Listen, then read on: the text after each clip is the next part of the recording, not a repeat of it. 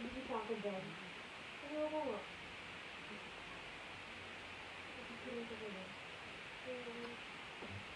Dito lang ako dyan.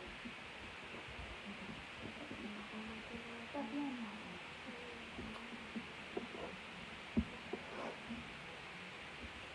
Ayan.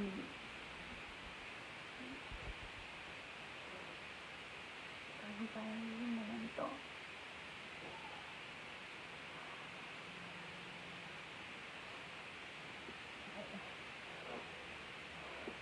Para sa mga slap arms na nagmamahal sa niya. Ayoko umiyak. Ayokong ganito ko, pero makikipagkwentuhan lang ako sa inyo. So, simula nang nangyari to, hindi ko pa nailabas lahat ng sakit sa Diyos na dinadal ako. Pero kagabi, hindi ako halos makatulog. Na parang inuusig sa yung tibig ko. Kung gusto ko na magsalita. Okay. Alam ko hindi gusto ni Janet yung ginagawa ko sa ngayon. Pero wala na siya. Kaya dito ako ngayon sa harap niyo. Nagsasalita ako. Okay. Dati patawarin ako. Si Janet yung tipo na kahit na tinudurog ka rin ng tao, ayaw niya magsalita. Ayaw niyang pagtanggol namin siya. Ayaw niya na madamay kami. Sa lahat ng problema niya, kilimkim niya lang.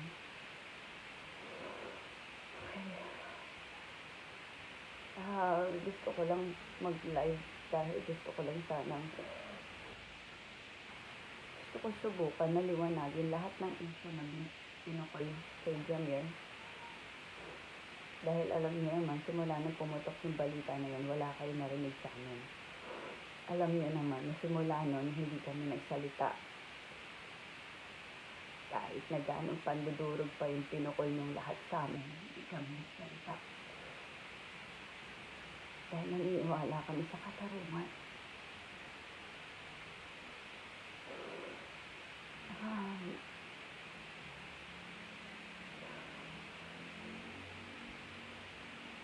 Hindi ko alam kung paano sisimulan to. Kaya gusto ko lang malaman ng lahat. Simula sa pool. Alam niyo kung gaano kabait si Jamir. Alam niyo kung paano siya naging mapagmahal sa inyong lahat.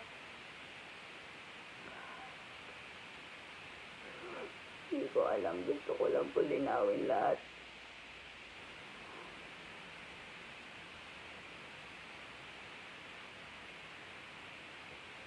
Para sa mga slap armies na naniniwala kay Jamil, maraming salamat po sa inyo. Alam ko, lahat kayo kilala niyo kung ano yung totoo. Alam ko kilala niyo kung ano yung totoong Jamil. Sa totoo lang nung lumabas yung balita, lahat kami nasaktan, lahat kami nahirapan, lahat kami umiyak. Pero gusto ko lang malaman niyo, simula nang lumabas yung balita na yan, ng unang araw pa lang, hindi na nagtalo sa kanya. Dinibdib niya lahat ng sakit sa pinukol niya sa kanya.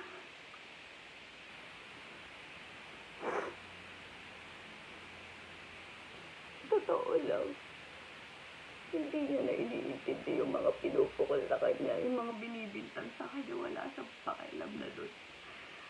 Hindi niya lang po talaga matanggap na yung mga taong minahal niya. Ito ba yung gumawa sa kanya ng ganun? Alam niyo kung sino kayo. Mahal na mahal kayo ni Jamil. Pero ginawa niyo to sa kanya. Nanahimik kami.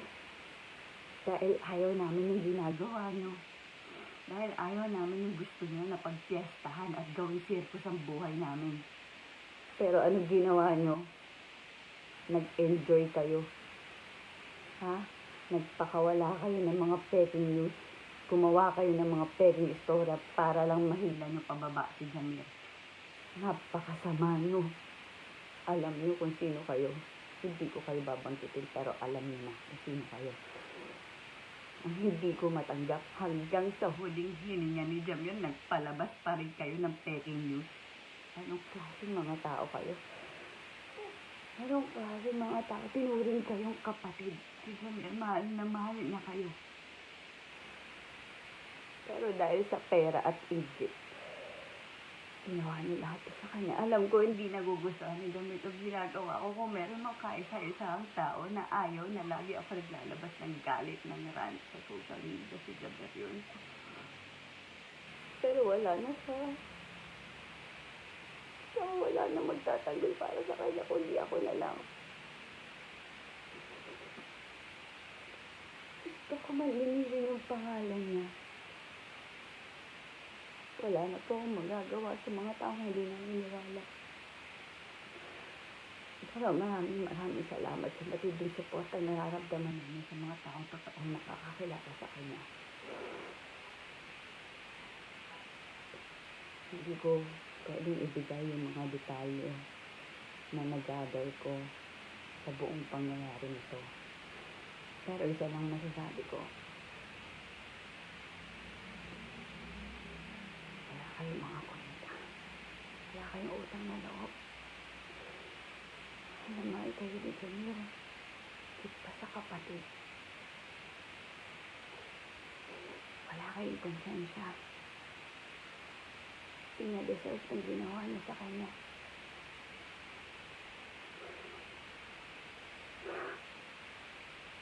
Buong buhay niyang binahal niya lang yung banda. Minahal niya lang kayo. Wala siyang pinuhos sa lahat para sa inyo. Alam niyo yun sa sarili niyo. Alam niyo yun, hindi siya pera-pera. Hindi siya mukhang pera. Pera na binibigay niya na nga sa inyo. Naging gahaman lang kayo, kaya kayo nagkaganyan. Sa lahat ng tao, humusga kay Jamir. Sa lahat ng taong naniwala sa sirkos na pinakawala nila. Salamat po. Maraming salamat sa inyo. Dahil naniwala kayo sa kabaliwan ng mga taong to. Dadasal ko na lang lahat kayo. Hinihingi ko lang yung mga hindi naman po ng kahit katiting lang na respeto. Hindi naman po biro yung ginawa ni Jamir. Para sa inyo, sana lang, hanggang sa huling ano na lang, patahimikin naman ang yung kaluluwa na mahanggang ka na lang kayo. Huwag niyo po ako intindihin, kaya ko to. Nagsalita lang ako dahil ito yung matagal ko nang gustong gawin at ayaw ni Jamir dahil iniintindi niya pa rin kayo. Iniintindi niya pa rin kayo kahit na napakarami kagaguhang pinagagawa niya sa kanya. Gusto niya pa rin kayong protektahan. Kaya sinalo niya na lang ng sinalo lahat ng pinagbababati niya sa kanya. Durog na yung tao. Okay? Masaya na po ba kayo? Ha? Ito yung gusto niya, sumulat sa pool. Kaya niya ginawa yun, kaya kayo nagpalabas ng kung ano-ano. Iyon yung gusto niyo, diba? Gusto niyo mawala si Jamir, diba? O ngayon, nakuha niyo na yung gusto niyo. Sana masaya na kayo, ha? Ito po ako kung medyo nagiging emotional ako. Parang gusto ni Jamir to. O talagang lumaban para sa kanya.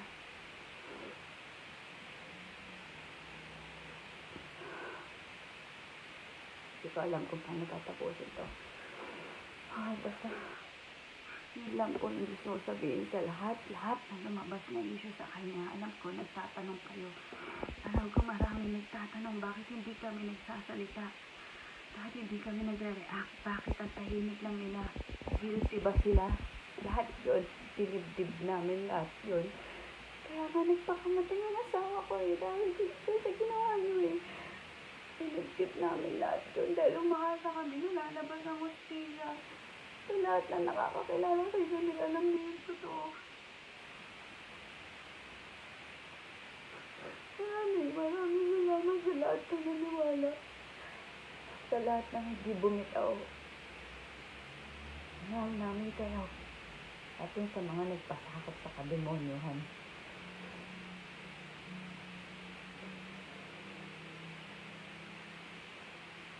Ang banggit yung pangalan niyo, pero alam na ng mga tao kung sino kayo. May God bless all of you. Okay?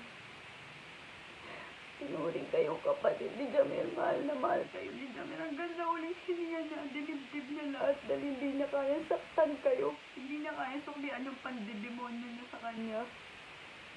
Hindi niya kaya. Sinalo niya na lang lahat. Wala kayong konsensya hanggang sa huling hininga niya. Nagpalabas ba kayo na kasinungalingan? Parang wala kayong pinagsamahan. Kung banggitin ng pangalan niyo, pero alam mong dalawa kung sino kayo. Sama niyo pang mga asawa niyo, ha? Makonsensya kayo sa ginawa niyo sa asawa ko. Alam niyo kung gaano kabait si Jamil. Alam niyo yan. Patawarin niyo ako. Anis, patawad kung nagkaganito ko. Kasi pinigil ko lahat to dahil ayaw ni Jamil na magsalita ako. Gusto niya saluhin niya lang lahat. Pero matagal na gusto ko siya ipagtagol pero ayaw niya.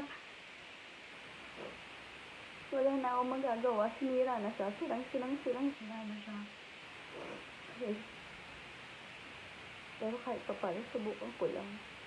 Sinubukan ko lang na muling ipaalala sa inyo kung ano ang totoo sa pagkatao ni Jamil sa lahat na nakakakilala sa kanya.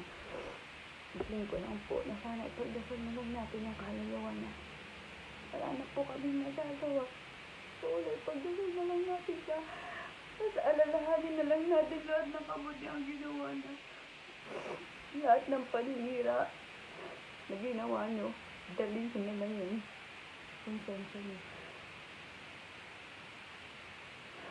Patawad, Daddy.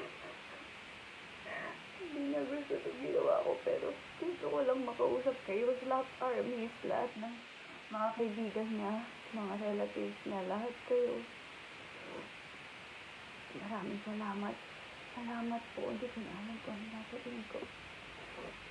Ano? Salamat na lang po.